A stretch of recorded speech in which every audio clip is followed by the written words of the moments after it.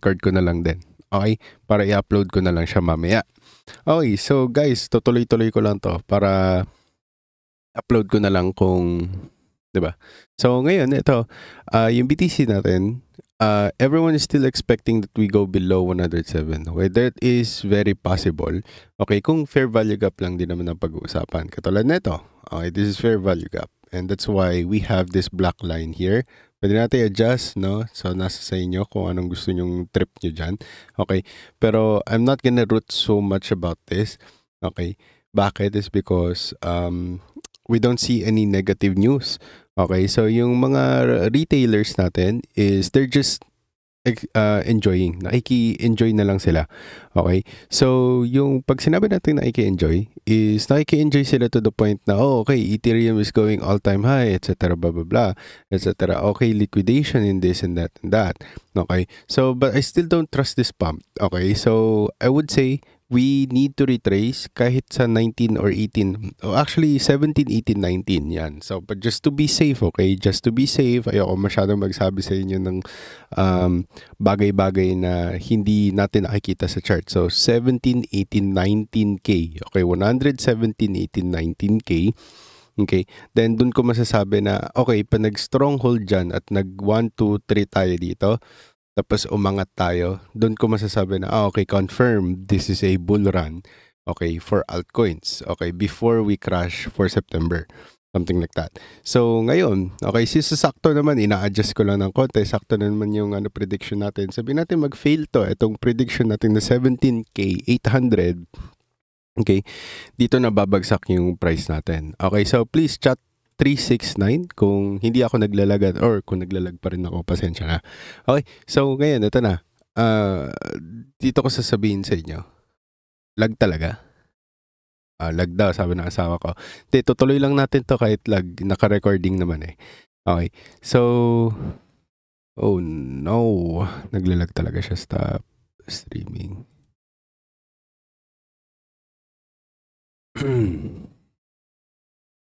Okay, so ganito gagawin natin. Okay, ibibigay ko sa inyo yung yung cheat sheet natin. So wala pa naman tayo dito eh. Okay, so lahat nakaabang dito. Ito na yung sasabihin ko sa inyo, mag-abang na kayo sa best buying opportunity. Okay, and yun yung ginagawa natin dito sa Oso the Chismoso. Doon tayo magaling. Okay, and deny it, bahala kayo sa buhay nyo.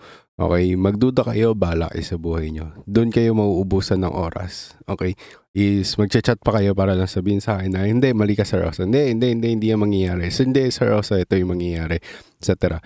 Okay, hindi ko sinasabi na yung sa akin ay mangyayari. Okay, yung opinion ko mangyayari. Hindi. Actually, most of the time na mga opinion ko sa buhay at yung mga opinion ko sa market na to hindi nangyayari. Okay, ang ginagawa ko lang is chino-chart lang natin. Tapos kung nangyari. Ganoon lang siya. Okay. Ngayon kung hindi mangyari, hindi ako magpipiti sa sarili ko na pasensya na, sabihin ko sa inyo, no. Because why? Because I'm also trading what I always say. Diba? Nakita nyo ako na yung market ko is $100, naging 1,000. Yung 1,000 ko na pa 10K ko. Yung 10K natin na pa 30,000 natin. Okay, 30,000 US dollars, hindi po pesos. Okay? So what we're doing here is hindi to yung katulad ng mga nasa Facebook na makikita nyo na mag-futures, tapos papakita sa inyo, talpak dito, talpak doon, etc. The wording, tapos sugal. Okay, ako ang ginagawa natin is, ito yung para sa mga taong hindi masyadong maalam. Ito yung mga taong walang oras mag-trade. Ito yung kilala nila yung sarili nila at hindi nila lolokohin yung sarili nila. At hindi sila magloloko sa sarili nila na kaya nilang aralin in everything in just 1 month or even 1 week or even overnight. Okay? So, ito yung sinasabi ko na iwan mo lang dyan. Ito yung best buying opportunity. Ito yung best buying alts. Bibili na natin by just looking at the fundamentals, sentimental, and even technical analysis. No? So, ngayon, kung titigan natin to, okay, the question is, are we in a Bitcoin cycle? We were in a Bitcoin cycle and meron tayong on-chain data for that one. Fundamental indicator, nagpapakita na, oh, okay, we are in a Bitcoin cycle. Oh, we are in an Ethereum cycle. And right now, we are in a Ethereum cycle. Why? It's because, right, psychological, pati, how do you say this? technical analysis, we're breaking an all-time high. The question is, are we gonna push through? Okay? Malalaman natin. Titingnan muna natin kasi meron tayong tinatawag na CME gaps, pero meron din tayong tinatawag na sinasalok lang nila yung mga nagshort. Kaya nawawala sila. Kumbaga, na-liquidate. Kumbaga, sinasalok lang yung nagshort tapos iaangat tapos biglang bumabagsak. Pwede yun mangyari. This is very evident manipulation. The question is, are we in a real manipulation? Yun yung magandang tanong. So, mamaya sasagutin din natin yan. Okay. So, alam ko medyo naglalag tayo pero please, bear with me. Okay. So, ngayon, okay, with the price action, I keep on saying price action, etc. Price action is just the way, okay, the price move over time. Okay, moves over time. Hindi lang to kanina, hindi kahapon, hindi lang to like last week. Okay, this is over time. Okay, and we're looking out for going up or down or sideways. Okay, this is consist of different moves, up, down, or sideways, or consolidation na tinatawag nila. So now, okay, why altcoins move? Okay, may tatlo tayong driving forces dyan. So, tatlo lang yan. Supply and demand, 1. Number 2 is Bitcoin influence. Number 2. And number 3 is news and hype. Okay, which is psychological or sabihin natin, sentimental. Okay? So, pag sinabi natin in plain English, okay, or plain words or layman's term, okay, pag sinabi natin supply and demand, okay, if more people wants to buy than selling, okay, price natin ay umaangat. Okay, so if mas marami yung mga taong gusto magbenta, then kesa sa pagbabay, okay, yung price natin mag-go down. That's very basic. Okay, and for the number 2, yung Bitcoin's influence natin or yung Bitcoin pricing, okay, most altcoins tend to follow what Bitcoin's direction. Okay? If yung BTC natin pumps, many altcoins pump too. Okay? Unless we're looking at the Bitcoin dominance. Okay, so if we combine two, we will be able to have a strengthened, okay, prediction in the market. Or not a prediction, rather an outcome. Okay? Which is mangyayari na. Kumbaga. So, ngayon, ito na yung sasabihin natin. Okay. So, with our news, okay, pag may mga good news, okay, may tinatawag tayo sell the news. Meron din naman tayong good news, bite the news, okay, which is yung mga updates, regulation, partnership, new listings, etc. And even social media buzzes, okay. Dito yung tinatawag na chismis, okay? So, dyan tayo magaling. Nauuna tayo sa chismis, kaya natin nabibili yung mga alts or altcoins sa mga bottom prices nila. At sure na sure si Sir Oso na, okay, most of the time, 80% of the time, sabihin natin, fake statistics lang, kunyari lang, dito sa channel natin, is, most of the time, ang nangyayari is umaangat talaga yung price natin. Okay, why does that happen? Okay, why does that happen? Okay, is because may tinatawag tayong sentimental analysis na ikinakabit ko siya sa fundamentals. Na yung chismis ko, fundamentally correct pa ba siya? Okay, kasi mamaya, nagiging conspiracy tinfoil hat na lang ako. Okay, which is nangyayari din yun sa akin. Okay, which is hindi most of the time, okay, 100% yun yung nangyayari. Pero may mga documents ako na hanggang part 1 to part 6, minsan may mga bonuses sa total of 9. Okay, doon sa 9 na documents na yon na magkakadikit yon, okay, 6 doon natutupad. May nangyayari at nangyayari talaga siya. After a year, 6 years, 8 years, not 6 years, 6 months, 8 months, nangyayari siya. Okay, which is yun yung recent documents ko, which is yung the Great Wealth Transfer. Okay, so hindi ko alam kung ipapamigay ko sa inyo ng libre, hindi ko alam, titignan ko muna kasi so there's so much value in that document, which is kung gusto nyo makita yan, mamaya papakita ko sa inyo. Okay, so ano yung nag-shape ng price movement natin? Okay, shape, okay, S-H-A-P-E. Okay, so may tatlo tayo. Yun yung kanina sinabi ko sa inyo, yung uptrend na tinatawag at meron din tayong downtrend. Then meron tayong consolidation range, which is ito, consolidation range. Okay? So, ngayon, sa BTC pa lang yun, guys. Okay? Wala pa tayo sa altcoins. Okay? So, pag sinabing uptrend, the price keeps making higher highs. Okay? Higher high, higher high, higher high. Sabi natin, ito, higher high, lower high, lower high, tapos, ito, low, higher low, lower low, lower low. Okay? So, nangyayari yan. Okay, wait lang guys ha. May nakaharang sa screen. Okay, kaya pa today internet. Hindi, internet ko yan. So guys, hindi nyo internet yan. Merong maintenance yung internet namin. Pasensya na. Okay. So, ngayon. Okay, tingnan natin to. Okay, so ito na.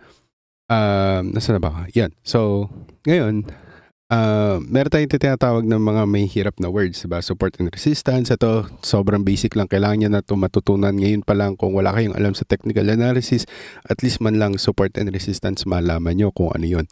Okay, pag sinabi natin support and resistance, okay, may tinatawag tayong support. So, support, yun yung ating floor where yung price natin often stops, okay, falling before the bounce back goes up, sabihin natin. Okay, pag sinabing support, okay, sabihin natin, itong white box natin, umangat tayo, nagsusupport siya dyan, then meron tayong tinatawag na mga resistance, overhead na tinatawag. So, dito sa resistance, ganun din naman, pero baliktad. Ito yung tinatawag na ceiling. So, kung floor to, ito yung ceiling. Ito yung kisame nyo. Ito yung sahig nyo. Okay. So, minsan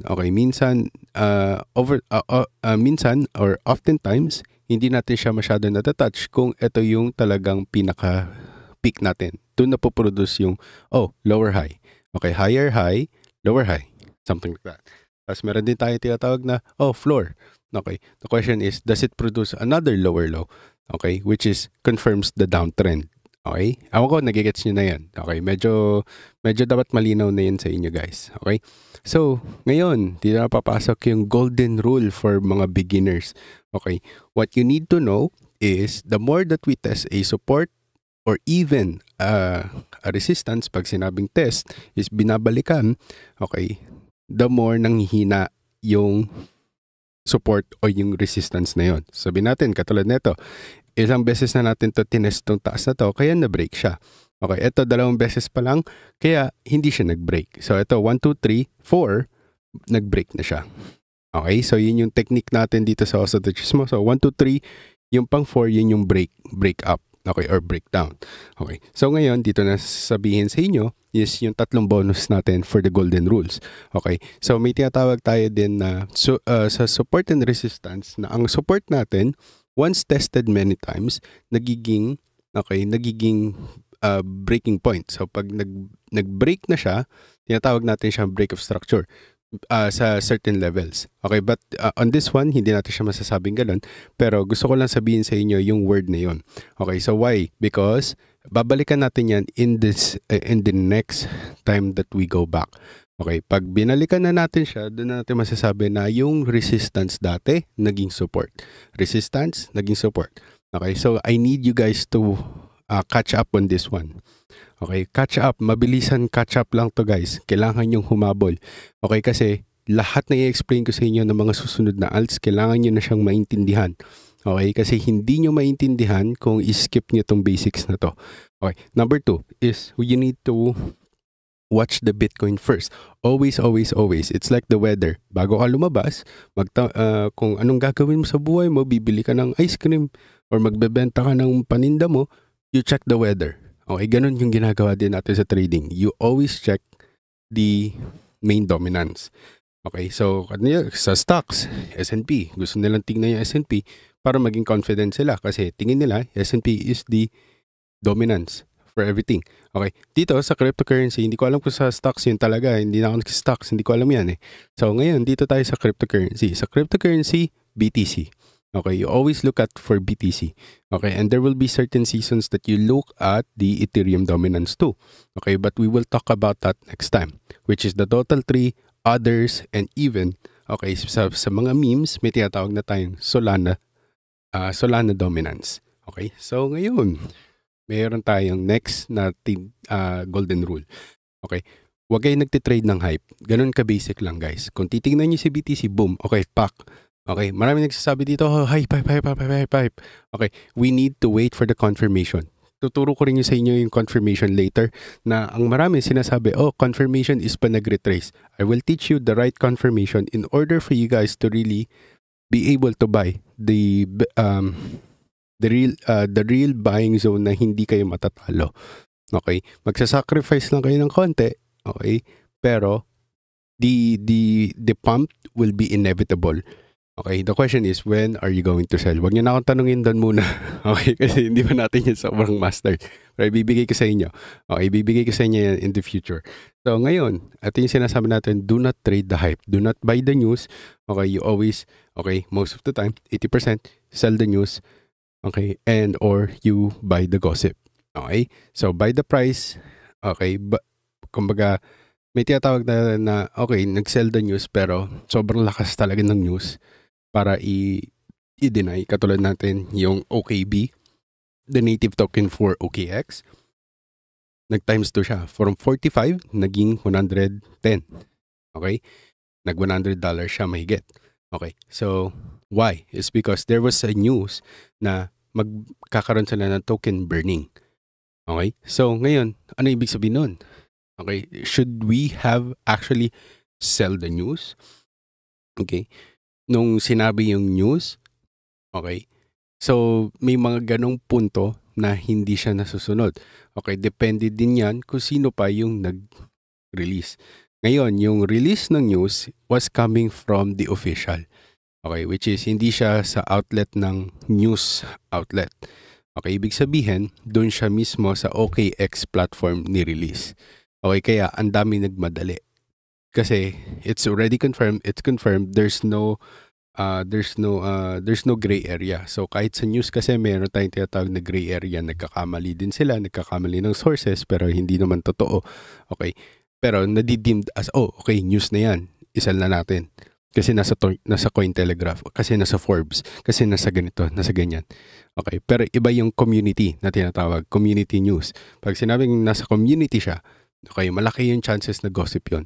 Okay, pag may nagsalita doon, yung si OKX magre-release daw ng token burning mechanism. Okay? Pero hindi ako sure ha. Para tingin ko lang. Pwede yun mag-pump ng ganito. So, doon yung reason kung bakit nangyayari yung kung bakit nangyayari yung major pumps sa mga ganang news. Okay. So ngayon, guys, magcha-charting tayo. Okay, sana hindi mabagal pero dahil ni-record ko to, huwag kayo mag-alala.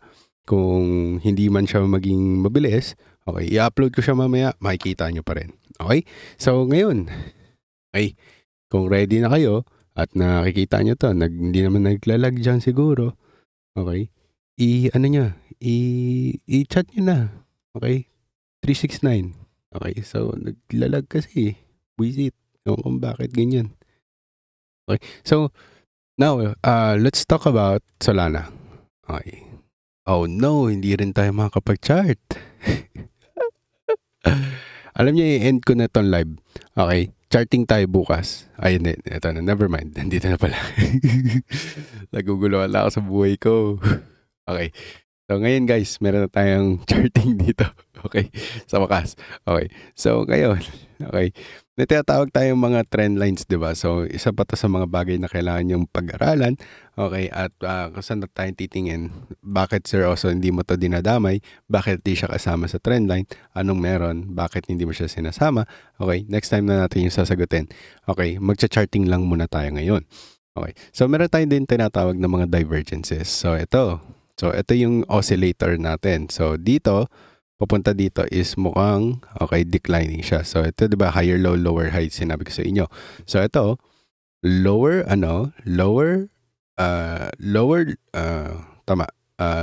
to, lower low. Okay? So, may lower low, higher low, biglang nagkaroon siya ng lower low. So, pag tinapat natin dyan, okay, makikita natin na, okay, potentially it's gonna go up. Why? It's because just looking at the divergences. So, this is RSI, oscillator natin. Hinagod lang natin siya.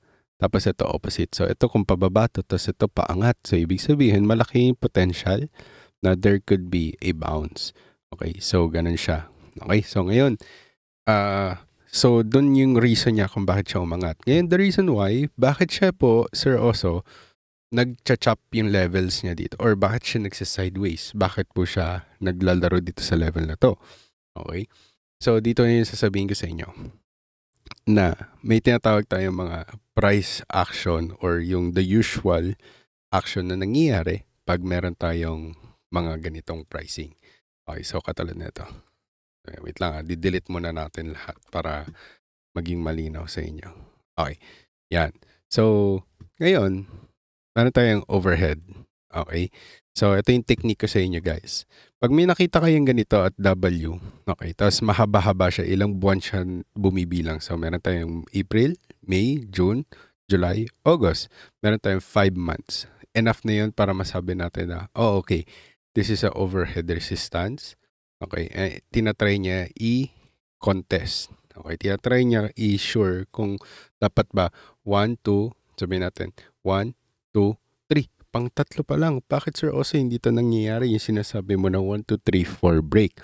Okay, nakadepende din to sa ilang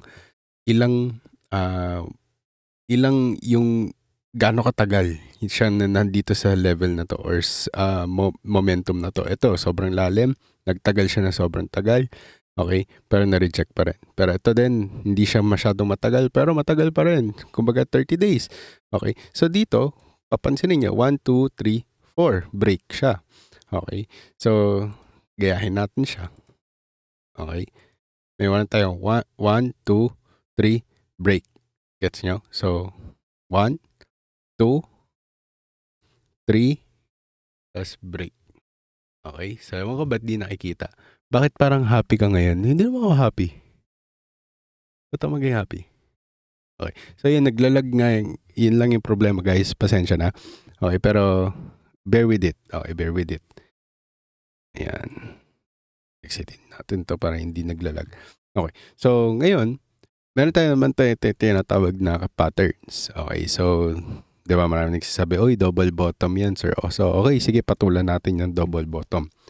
Okay, kung totoo ito magpapump, kailangan natin ng tinatawag na consistent price action na patterns. Okay, kung totoo yung pattern na double bottom, okay, dapat magkaroon tayo ng A, B, C, D. Okay, so ibig sabihin, babagsak pa to ng konti. Okay, magpo-produce pa to ng higher low. Okay, magpo-produce pa to ng higher low at magkakaroon tayo ng mini channel dito. Okay, na resistance. Okay, so kailangan niya ma-resist na isang beses pa at kailangan niya mag-bounce sa ibabaw nitong moving average na to, na 50. Okay, tsaka natin masasabi na i-reach natin tong previous level. Okay, the question is, gaano kataas? Yan, so next level na to. Kailangan niyo ito mapag-aralan guys, ha? Okay, so ito na pag-aaralan natin. Kailangan niyo pag-aralan. So hagudin natin yung bottom. Okay, ngayon dahil meron kayong level dito, ito, yung previous height natin na tinatawag nyong W. Okay, doon sa unang resistance, tatartuhin natin siya 618. Okay, so kung nakikita nyo yung yellow line natin, okay, tatartuhin lang natin siyang 618. Okay, so sabihin natin, oh, okay, meron tayong tinatawag na manipulation, blah, blah, blah, etc. Okay, so hindi natin siya masyadong isasagad ng sobra. Okay? So, ganyan. Okay. Yan. Hindi natin siya sasagad dito. Okay? Sasagad ko lang siya hanggang dito. Kasi nandun lahat yung candle wicks natin. Kung saan yung naging rejection talaga. Okay? So, ngayon, makikita natin na nag-dump siya. Okay, I think this is true. Okay? Ganun lang yung sasabihin nyo. Hindi nyo sasabihin na, sure ako. Ito na yung Fibonacci level. Okay? Now, titigan natin kung ano yung magiging sunod. So, marunong kayo magbasa ng Fibonacci, dapat alam nyo na dapat pumasok yung si Solana dito sa 235 ngayon. Okay. So, pwede nyo ilong, bahala kayo sa buhay nyo. Okay. Pero sa akin, sa Fibonacci, ang sinasabi niya, kung ito at totoo yung sinasabi niya sa akin na double bottom yan. So, dapat ganito ang price action nito. Okay. Ibig sabihin, papasok siya sa 235 at dapat mag-hold siya sa 208 to 205. Para masabi natin, papasok siya sa 268 this coming week.